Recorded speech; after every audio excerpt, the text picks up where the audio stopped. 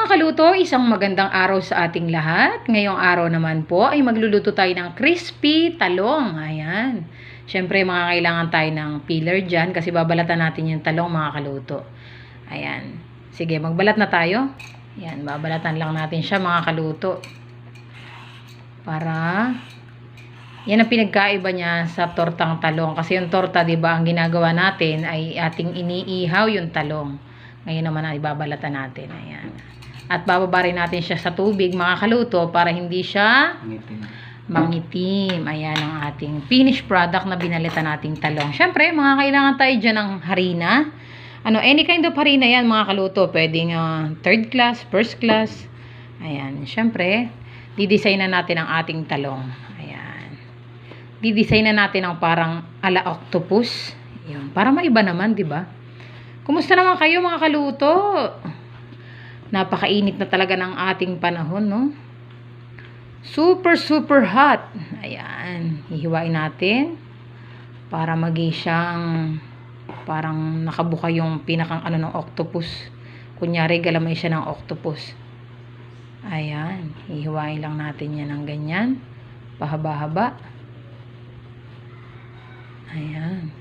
Siyempre, mga kailangan din tayo dyan ng itlog. Ayan. Itlog at syempre mga pampalasa natin dahil bawal daw kay Meta ipapakita yung ating mga timpla. Syempre ilalagyan na din natin yan ng mga breading mix. Syempre may konting paminta, may asin at saka meron tayong betchin. Syempre mga kaluto. Ayan mga kaluto, umpisa na natin ang pagbubudbud ng ating harina. Ayan. Nakahalo na dyan mga kaluto yung crispy fry natin, no? Kasi para lumasa siya. Ayan. Para maging talagang octopus yung hitsura niya. Ayan. Nalagyan natin siya sa itlog. Ayan. Pwede rin natin siyang isawsaw, mga kaluto. Depende sa inyo kasi yung iba, mas gusto nila na talagang ang talong isinasawsaw sa ketchup. Pero yung iba naman, pwede yung mayonnaise na may ketchup. Ganun. Pwede rin yung ganun, mga kaluto. Nasa sa inyo na kung ano yung mas affordable na sausawan. Minsan naman kasi yung iba, sa talong naman, ang ginagawa nilang sausawan, talagang toyo mansi talaga. Ayan. Kaganyan lang natin siya. Iikot-ikot para malagyan ng itlog ang ating talong. Ayan. Ikot-ikutin, biling-bilingin. Ayan mga kaluto, na-prepare na natin ang ating talong at ating umpisahan ng lutuin. Let's cook! Ayan mga kaluto, mainit ang ating mantika. Umpisahan na natin magluto. Ayan.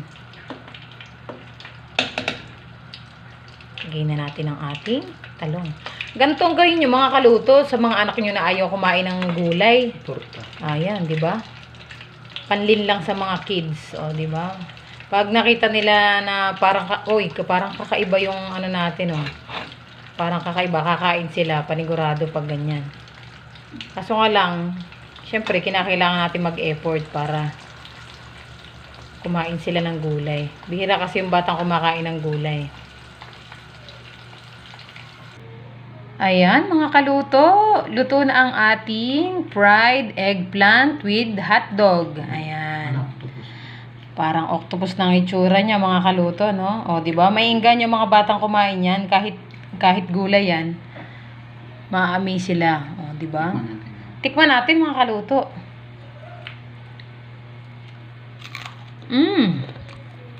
Crunchy. Para siyang lasang chicken. Masarap. Masarap mga kaluto. May sausawan. Crunchy. Masarap. Kinuha naman ako.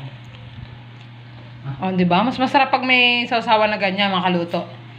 Pero pwede din naman ang ketchup, pwede yung toyo mansi. Okay? Thank you guys for watching. Hope you like.